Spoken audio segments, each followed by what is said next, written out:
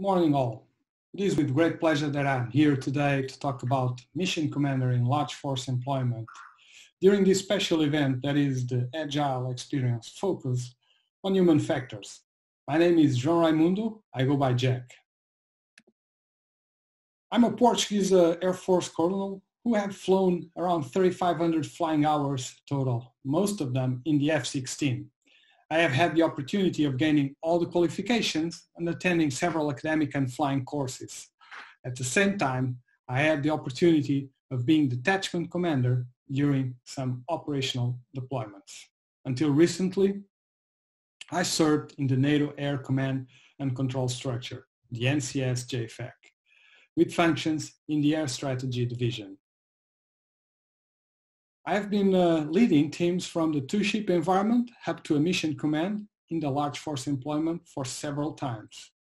I also had the experience of leading multinational teams in a NATO command and control structure, contributing to the development of the NATO air strategy on several exercises from 2016 to 2019. My last job gave me the experience on bridging the gap between the tactical level of flying to the operational and sometimes strategic level of multinational air operations. Today, you may ask why mission commander in a large force employment? Why the leadership role is so important in a high reliable organization? Well, if we look into the theoretical perspective that describes an high reliable organization, we can see that these type of organizations operate with high complexity, normally in a compressed timeline, with a very high efficiency level that experiences extraordinary few accidents. And for them to be successful, they demand a leader. This leader is your commander, is your mission commander. Does it really apply to me? It's up to you. But if you can define your organization as an high reliable organization, then eventually you will need a mission commander who has the ability to create effective interaction with professionals within and across organizational boundaries, able to maintain a high situational awareness in dynamic and rapidly changing scenarios, making sound decisions under time pressure with limited information and means of communication, and doing so, coping with stress. So today, I will talk briefly on some specific skill sets that defines the mission commander during the 4 phases of the air operations cycle: the planning phase, the briefing, the execution, and the debriefing. I will at the end wrap up the information and try to summarize it on why you should have mission commanders on your organizations. When we talk about large force employment, or COMEO, composite air operations, if using a NATO brevity word, we are talking about 20 to 100 dissimilar aircraft plus ground teams of all sorts of expertise. We have the fighters to defend the airspace, the electronic warfare platforms to shape the environment, the bombers delivering kinetic effects on specific targets at a specific time, helicopters ready for any arising situation of combat SAR if needed. We also had the special ops teams on the ground marking the targets, air-to-air refueling tankers, providing the force multiplier capability, and so on and so on.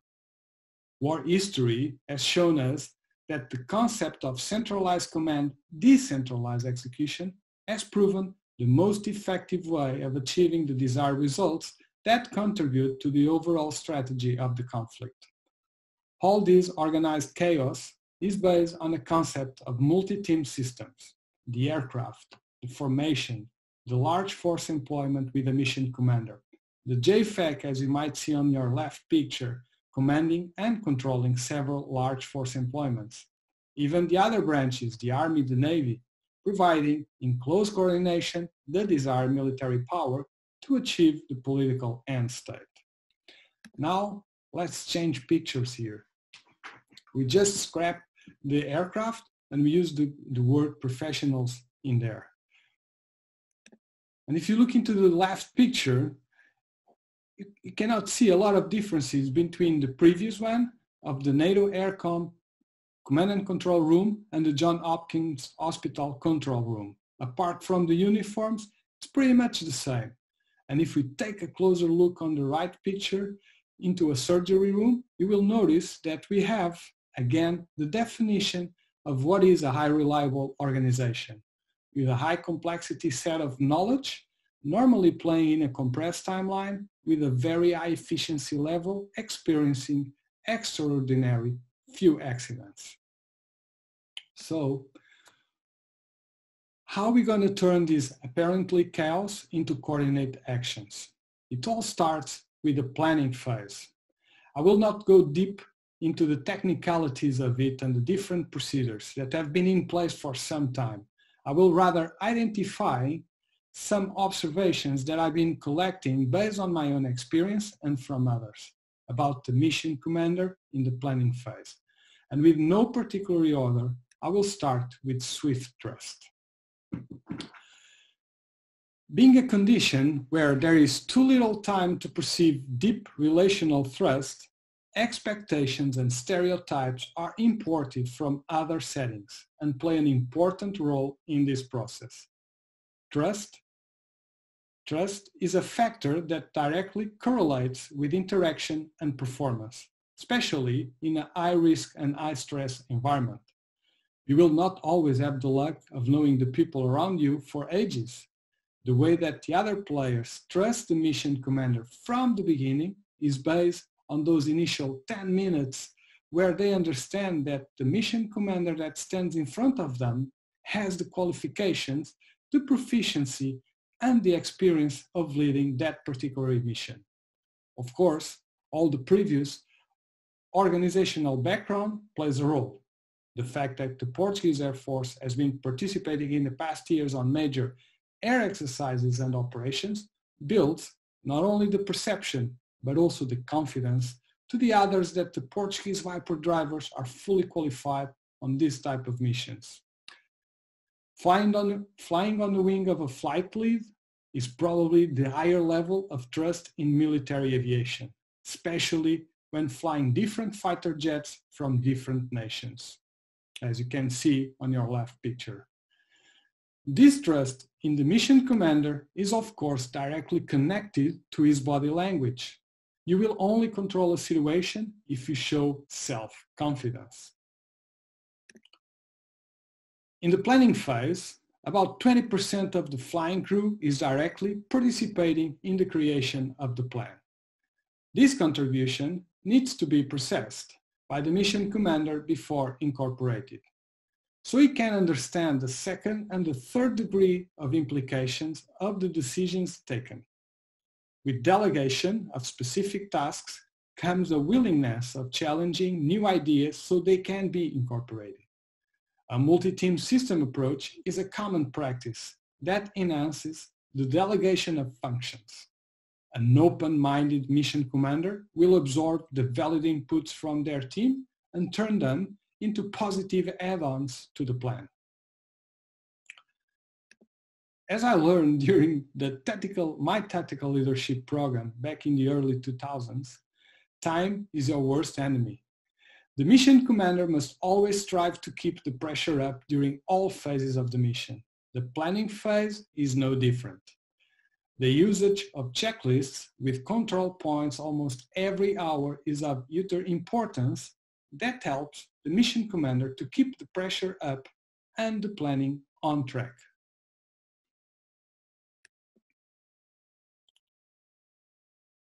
What separates the mission commander from others is their ability to convey the plan in the mass brief in such a way that everybody understands the plan and how their task is important to it. The briefing may be the most important leadership process in creating a collective situational awareness, and it is considered too dangerous to have crews flying who are not thoroughly familiar with the overall plan. That is why the briefing is mandatory to all players. The briefing follows norms. It starts and finishes on time. Control of the time by the mission commander is not only a matter of professionalism, but is also a way of transmitting full control on the process with attention to detail. The mission commander leads the briefing in a structured way, using checklists, making use of his multi-system team sub-commanders on delivering the briefing. It is a one-way communication throughout the entire time, and only clarification questions are accepted at the end. Either the plan is safe and sound or the mission must be cancelled. At this point of the process, there is no time to make big changes. The briefing tests the mission commander communication skills. The plan needs to be visualized for the participants. They must understand every time critical interaction that happens in the mission, potentially dangerous situations that can occur with non-compliance and which events could trigger changes in the plan. The execution is when the plan is set out in reality. In academic terms, this is when the theory is tested. It is when the mission commander needs to have enough brain bytes available to maintain situational awareness on the mission, and not only in the action that is going on within his own formation. Adherence to the communications plan is crucial for the mission commander and all other players, so he can maintain the desired level of awareness on the entire mission. The execution phase is comm-heavy, which drives the need for radio discipline. The common understanding of the lingo is fundamental to the success of the mission. Brevity words and their usage play an important role in this process. The mission commander must be an expert on all the specific terms and brevity words to positively command and control the mission during the execution. Now, you may ask, what is the role of the improvisation? During the planning phase and using the appropriate checklists, almost all the expected contingencies are planned, briefed, and in a way, expected. This approach of expect the unexpected will drive to very few unexpected events. When those events happen, normally by a trigger event, the mission commander reacts to it in accordance with the contingency plan, applying a sound decision, often using real-time delegation on the most appropriate element to solve the issue.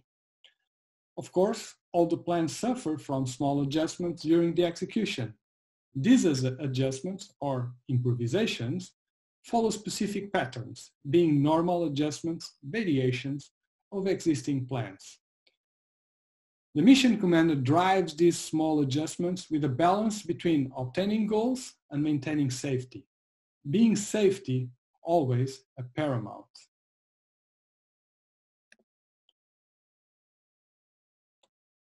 The briefing is an organized and structured reflection on action.